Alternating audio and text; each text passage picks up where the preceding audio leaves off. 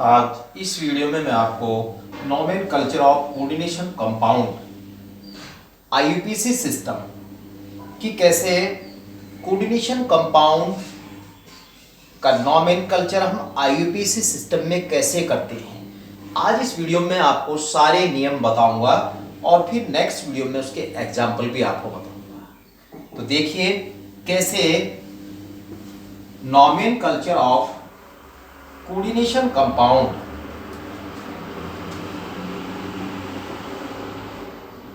Role of IUPAC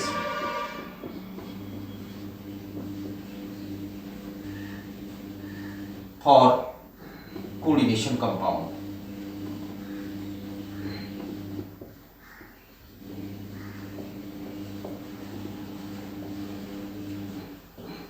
देखिए तो कौन कौन से रूल होते हैं, कैसे हम कोऑर्डिनेशन कंपाउंड का आईयूपीएसी सिस्टम में नाम लिखते हैं। इसमें स्टूडेंट बहुत कंफ्यूज हो जाते हैं कि कैसे इसका नामकरण करें। देखिए सबसे पहला जो रूल है, ध्यान देंगे, सबसे पहला रूल है कि कंपाउंड को दो आयनों में डिवाइड कर लेते हैं, में बांट लेते हैं, डिवाइड कर लेते हैं।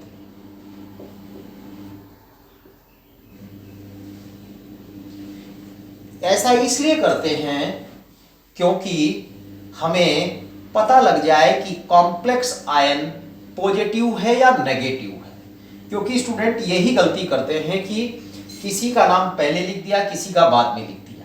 देखिए वो छोटे नियम हैं, वर्णमाला के क्रम में लिख दिया, लिगेंड्स के नाम ABCD क्रम में लिख दिए, वो तो एक छोटी बात है। लेकिन सबसे जो महत्वपूर्ण जो बात है वो कंपाउंड में कॉम्प्लेक्स आयन को पहचानना होता है। कंपाउंड में कॉम्प्लेक्स आयन को हम कैसे पहचानेंगे, ये बात आप ध्यान से देखेंगे कि जो कॉम्प्लेक्स आयन जो हमारे पास होते हैं उनको हम कैसे पहचानें। देखिए जैसे हमारे पास ये मैं पिछली वीडियो में एग्जांपल बताया था K4FeCN6 ये कंपाउंड हमारे पास है। तो मैंने लिखा कंपाउंड को दो आयनों में बांट लेते हैं। अब इसको दो आयनों में हम बांटे, देखिए कैसे। देखिए हमारे पास एक आयन ये है K4K पॉजिटिव। अब पता कैसे लगा भाई? और देखिए मैं आपको बताऊं, जैसे A यहां 4B है, जब इसको तोड़ते हैं तो हमें पता है इसकी वैलेंसी है, यहां कुछ लिखा नहीं है। जब यहां कुछ लिखा नहीं तो +1 और प्लस के B-4 इस तरीके से। अगर यहां कुछ लिखा होता तो प्लस में जाता। जब यहां कुछ नहीं लिखा, इस जगह यहां कुछ नहीं लिखा है तो यहां +1 ही आएगा। और यहां क्या लिखा है? 4। देखिए FeCN6 और ये 4 है ना, तो -4। इस तरीके से सबसे पहला नियम है कि हम कंपाउंड को दो आयनों में डिवाइड कर लेते हैं। हमारे पास ये पॉजिटिव है और हमारे पास जो कॉम्प्लेक्स आयन है ये जो कॉम्प्लेक्स आयन है ये हमारा नेगेटिव है। सबसे पहले हमें ये पहचान करनी है। ध्यान देंगे, अगर जो है हम जब पहचान करेंगे, जैसे मैं और भी एग्जांपल आपको बताऊंगा कि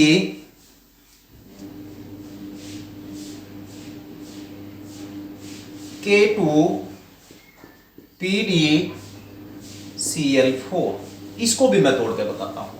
देखिए इसको जब तोड़ेंगे, देखिए ये K है, यहां कुछ नहीं लिखा ना, यहां कुछ नहीं लिखा तो +1, और ये PdCl4 ब्रैकेट बांध, यहां क्या लिखा है 2 तो -2।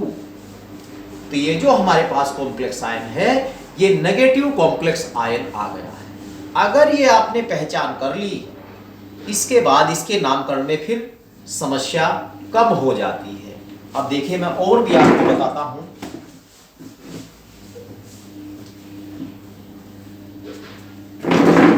नंबर 2 नियम, कॉम्प्लेक्स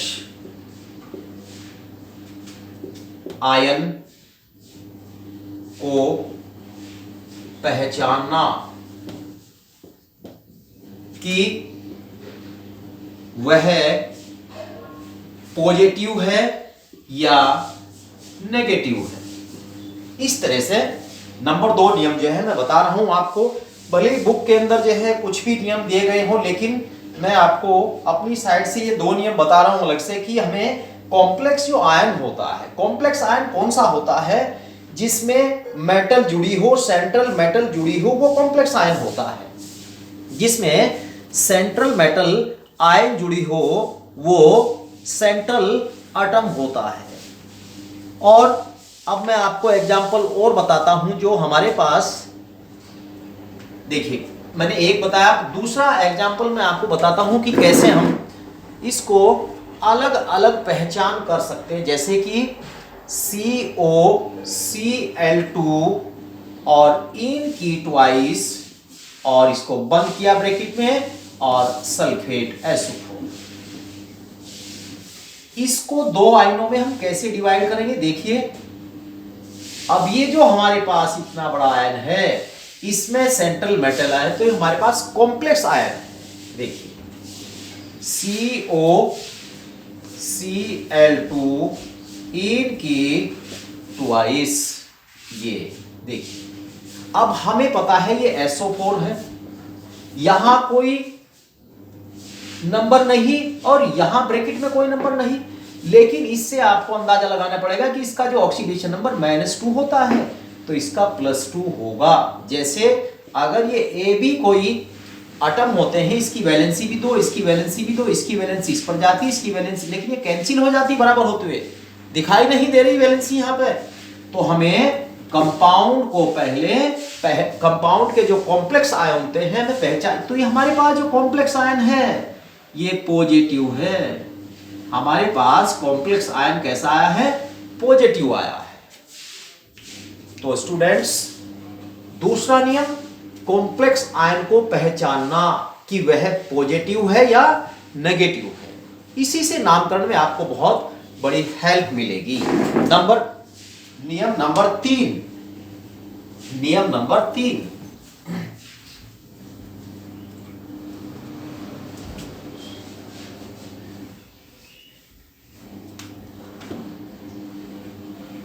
सबसे पहले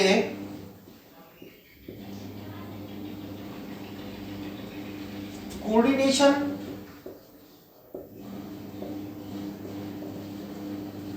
कंपाउंड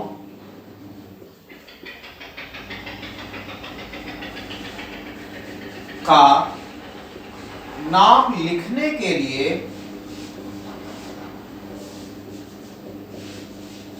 पहले धनायन का नाम लिखा जाता है। धनायन का नाम लिखा जाता है। देखिए कैसे, इसके भी मैं आपको अलग अलग एग्जाम्पल बताऊंगा। एग्जाम्पल फर्स्ट और एग्जाम्पल 2। देखिए कैसे, ये अभी तो आप नाम नहीं लिख पाएंगे, लेकिन मैं लिख रहा हूं, थोड़ा आपको पता लगेगा। और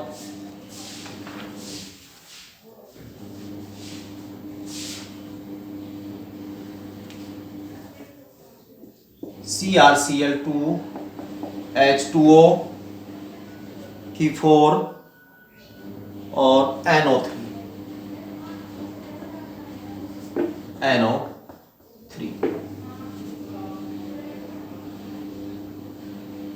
देखिए, अब इस पे मैं, देखिए तीसरा नियम कैसे अप्लाई करेंगे।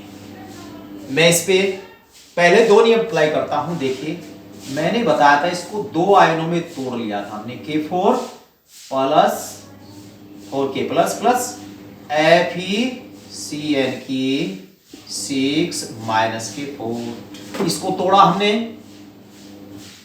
भाई CrCl2 H2O की 4 और ये बंद, और ये जो NO3 है NO3-1 तो +1 आएगा क्योंकि कोई नंबर नहीं लिखा हुआ है। तो ये हमारे पास जो कॉम्प्लेक्स आयन है ये नेगेटिव कॉम्प्लेक्स आयन है, और ये जो कॉम्प्लेक्स आयन है हमारे पास पॉजिटिव कॉम्प्लेक्स आयन है, पॉजिटिव कॉम्प्लेक्स आयन है, और ये नेगेटिव कॉम्प्लेक्स आयन है,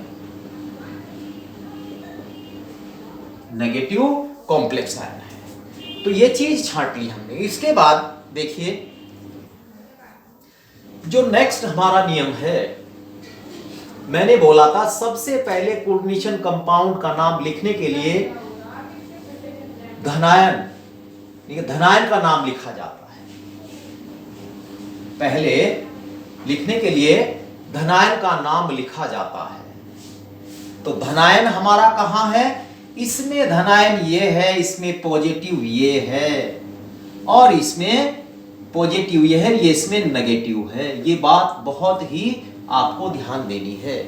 देखिए जो हमारे पास ये पॉजिटिव है इसका नाम पोटेशियम है। और एक बात और ध्यान रखेंगे आप कि कोऑर्डिनेशन का नाम सबसे पहले जब किसी भी अक्षर का प्रयोग करते हैं वो अक्षर छोटा बनाते हैं, बड़े अक्षर से स्टार्ट नहीं करते हैं। कभी आप इसको जो है ऐसे स्टार्ट कर दें, ऐसे स्टार्ट, छोटे स्मॉल लेटर में लिखा जाता है पोटेशियम, इसका नाम लिखा गया पहले। ये बात ध्यान, इसका नाम नहीं लिखा जाता। मैंने बोला ना कि पहले पॉजिटिव का नाम लिखा जाएगा, तो पहले इसका नाम लिखा जाएगा। यहां इस एग्जांपल में पहले इसका नाम लिखा जाएगा, पहले इसका नामकरण होगा। देखिए कैसे, अभी लिगेंड, क्योंकि नियम अभी 3 ही नियम हुए हैं। देखिए मैं बता देता हूं, ये जो हमारे पास लिगेंड है ये लिगेंड है, जो ABCD के क्रम में लिखे जाएंगे। देखिए पहले इसका नाम बोला जाता aqua,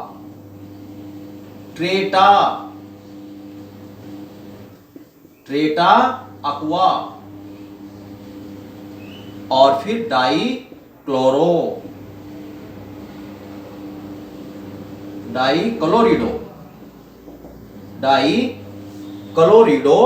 और ये क्रोमियम।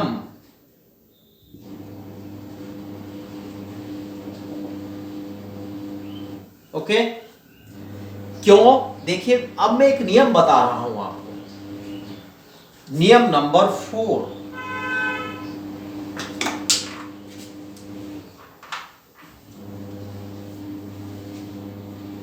यदि नियम नंबर 4, यदि कॉम्प्लेक्स आयन नेगेटिव है तो सेंट्रल मेटल एटम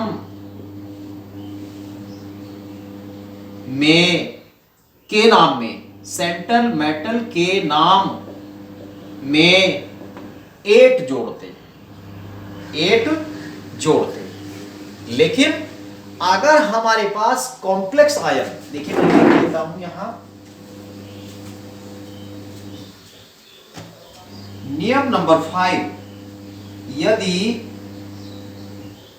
यदि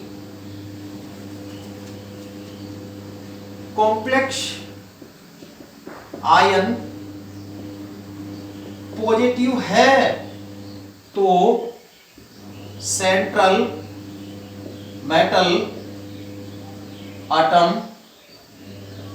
के नाम के साथ कोई भी अनुलग्न सुफिक्स नहीं जोड़ते।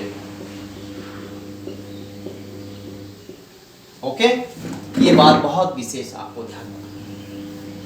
देखिए ये कॉम्प्लेक्स आयन हमारे पास पॉजिटिव है, इतना ये कॉम्प्लेक्स आयन। जब ये कॉम्प्लेक्स आयन पॉजिटिव है तो इसके नाम, क्रोमियम सेंट्रल मेटल हमारे पास है तो क्रोमियम नाम ज्यों का त्यों लिखा गया है। लेकिन इसमें क्या होगा, देखिए इसके लिगेंड हम देख लेते हैं।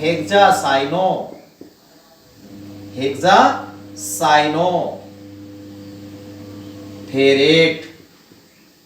क्यों जोड़ा फेरेट हमने? फेरेट क्यों जोड़ा है? क्योंकि ये जो कॉम्प्लेक्स आयन है, ये जो देख रहे हैं आप कॉम्प्लेक्स आयन, ये वाला कॉम्प्लेक्स आयन नेगेटिव है। अगर कॉम्प्लेक्स आयन नेगेटिव है तो इस सेंट्रल मेटल यानी कि इस सेंट्रल मेटल के नाम के अंत में 8 जोड़ा जाएगा। ये 8 जोड़ दिया गया। इस सेंट्रल मेटल के नाम के अंत में 8 जोड़ दिया जाता है। वहां आप देख रहे हैं उसमें जो हमारे पास कॉम्प्लेक्स आयन पॉजिटिव है और इसका जो सेंट्रल मेटल है उसके नाम के अंत में कुछ भी नहीं जोड़ा जाता, कोई भी अनुलग्न नहीं जोड़ते। नियम नंबर 6।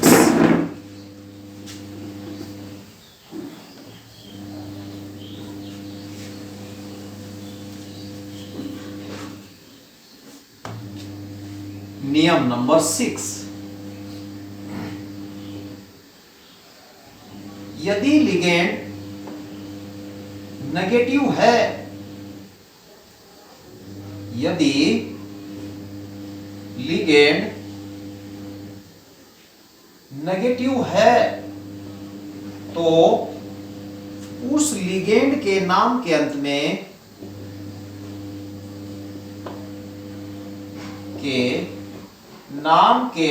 में O जोड़ देते हैं, O जोड़ते हैं। जैसे OH है, C2O4-2 है, इसका हाइड्रोक्सो, इसका ऑक्सीलेटो, Cn-साइनो और SO4-2 सल्फेटो, CH3COO-एसीटेटो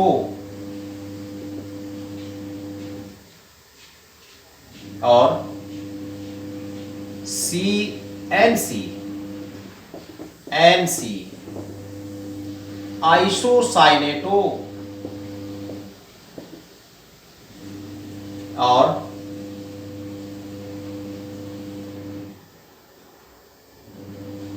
CNS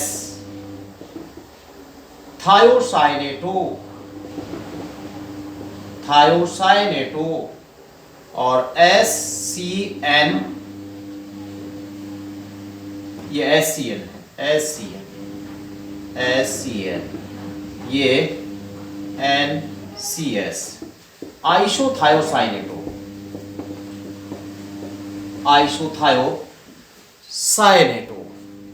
इस तरीके से हम जो नेगेटिव लिगेंड होते हैं उनके नाम के अंत में हम O जोड़ देते हैं। अब देखिए नियम नंबर 7। नियम नंबर 7, उदासीन लिगेंड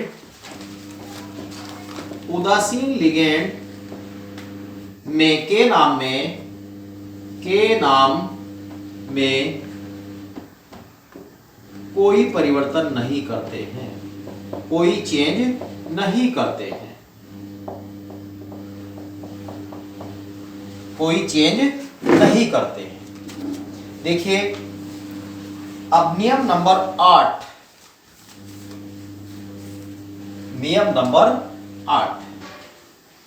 जो हमारे पास पॉजिटिव लिगेंड होते हैं उनके नाम के अंत में हम ईएम जोड़ते हैं, उनके नाम के अंत में हम ईएम जोड़ते हैं। अब देखिए और जो वीडियो बड़ी हो जाएगी, थोड़ा सा जो है नेक्स्ट वीडियो में आपको और नियम बताऊंगा एग्जाम्पल से।